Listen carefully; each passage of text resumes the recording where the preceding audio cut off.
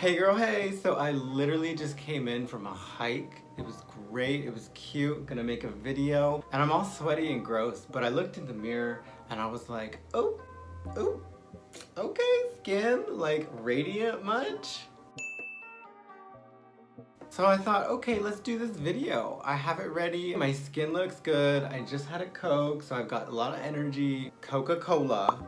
Oh my god, lately, okay, I referenced like Coca-Cola 3 times this past week to my coworkers, to my friends, because I was like tired. I would tell them like, okay, I'm fine for this afternoon. I had a Coke, I've got energy. And they look at me and they're like,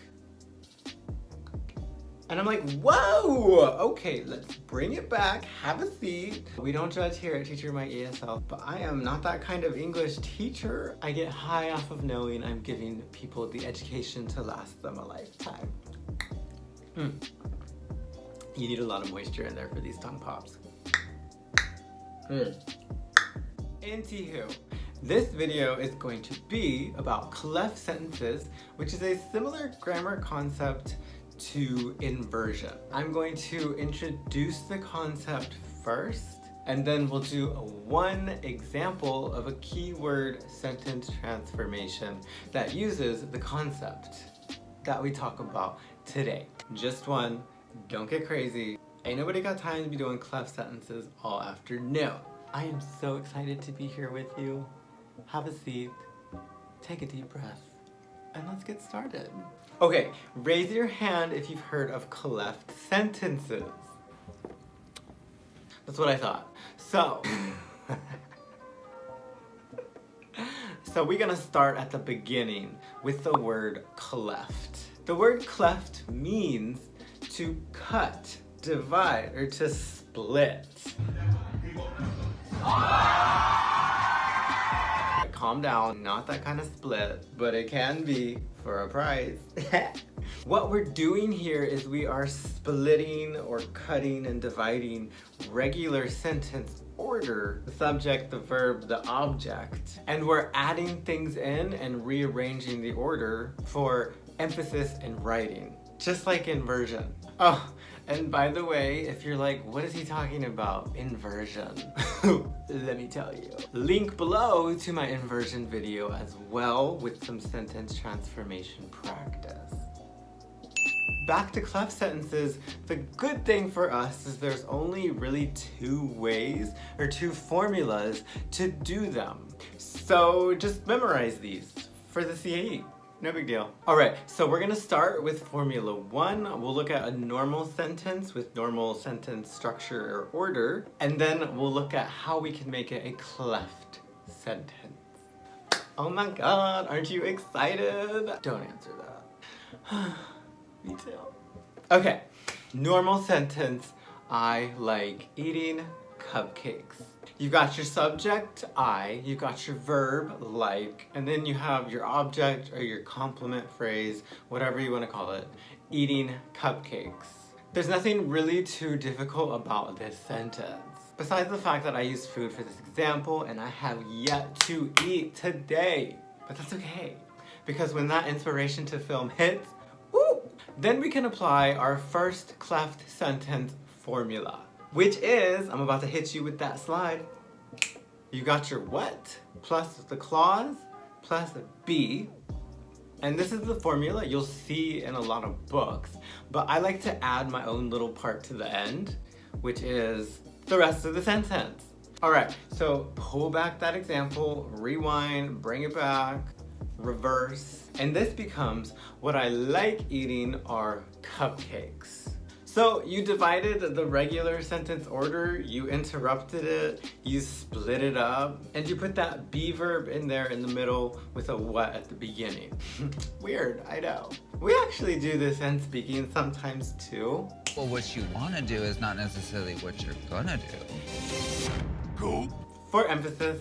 But this particular formula also has a little bit extra too, specifically with the verbs need and want. For example, I need you to go to the grocery store because I'm out of eggs. So if we turn this one into, well, if I can't turn the fan on, we're gonna have to do something, okay? Doesn't this just look like your grandma's fan? Grandma's like, hey girl, hey! Get me my boost! If we make it into a cleft sentence, it becomes, what I need you to do is go to the grocery store. So for this one, you add that to do infinitive into the formula. We have the what, and then we have I need you, which is similar to our first example. It's the clause, so you have the subject, you have the verb, you have the object. We did add that be verb in, is, and then the rest of the sentence, go to the grocery store. And then logically, you do need something after the clause, which is the infinitive. What I need you to do is go to the grocery store. So for this one, you just add that to do infinitive into the formula. It becomes what plus the clause plus do plus be, and then my bit, the rest of the sentence. I know, you're probably like, what are all these plus signs? Like, I did not come here for some calculus. No ma'am, sorry about it. This is such specific grammar. This is really the only way to learn it. So, in short, get into it or move along. Love you, mean it though. Okay, that was type 1. Now let's do type 2. This formula uses and starts with it instead of what. And the formula is it plus be plus the subject plus a who or a that, the beginnings of a relative clause, plus a clause. Let's look at the example and then you'll be like, oh, okay, like I've heard that, right? Glenn scored the highest on the test. You go, Glenn Coco. Subject, verb, object, complement, phrase, whatever. Glenn scored the highest on the test. So overall, it becomes, it was Glenn who scored the highest on the test. It was because the original verb is in past tense, scored. Glenn, the subject, who, because we're talking about a person, scored the highest on the test. Scored the highest on the test. Girl. Okay, let's do another. No, we're not stopping. The bell has not rung yet. Sit down. Jeffrey washed the car. This becomes, it was Jeffrey who washed the car. So we have it, we have was. Again, our original verb was in past. So it was, and then the subject, Jeffrey, and then the who, another person, and then the rest of the sentence. Wash the car. That clause part of the formula kind of confuses people. Our clauses kind of confuse people in general. So if it helps you just to think of that clause as the verb and the rest of the sentence, do that. Okay, so if you need to, if you're not comfortable with these formulas yet, go back to that slide and just study them for a little bit. But if you're feeling good, if you feel like you've got it, you're in the groove, look at you, let's hear what your bad self. Get it, sis? Then we'll carry on to the real keyword, transformation. Oh, shoot. Can I get a playback, please? Transformation. Thank you. As always, here we go. I'm gonna put up the slide. I'll give you a minute, pause the video, try the transformation, use the word in bold, 3 to 6 words. Keep that meaning as close to the original as possible. You've got this. And if you have no idea what I was just talking about, the keyword transformation, see below in the description my keyword transformation videos. You're welcome. Here it is. Boomer was worried that he couldn't think of any new ideas for the marketing campaign. Your keyword is inability, and your new sentence to transform is what worried Boomer blank up with any new ideas for the advertising campaign. Yes, Boomer, we use a variety of names here at Teacher My ESL. Finished? Nothing like a transformation to brighten up your day. I do what I can. You're so welcome. Bug. Okay, final answer. What worried Boomer was his inability to come up with any new ideas for the advertising campaign. Woo! This is an example of a keyword transformation with a cleft sentence. So a couple of things. You see that your first sentence has basic word order. The subject, yes boomer, the verb, was, and then everything else. But the new sentence starts with what? And now that you know the two formulas for cleft sentences, you can say, oh, well this isn't a question, but it starts with what?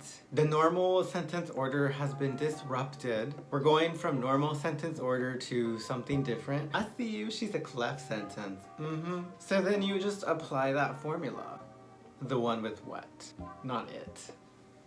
Not it! What worried boomer, and then apply the be, what worried boomer was, and then the rest of the sentence.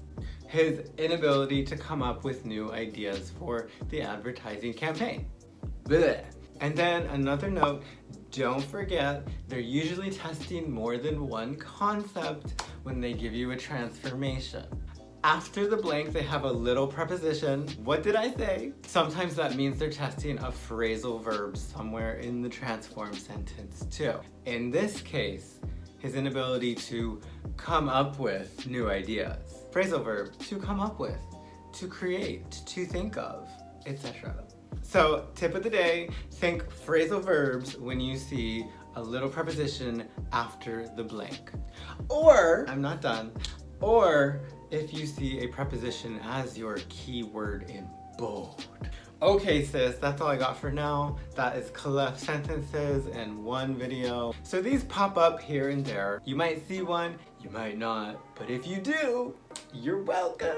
Alright, so if you need more help with this grammar, these transformations, and whatever else, then just comment below. Let me know what you want to see. I can't read your mind, so just let me know.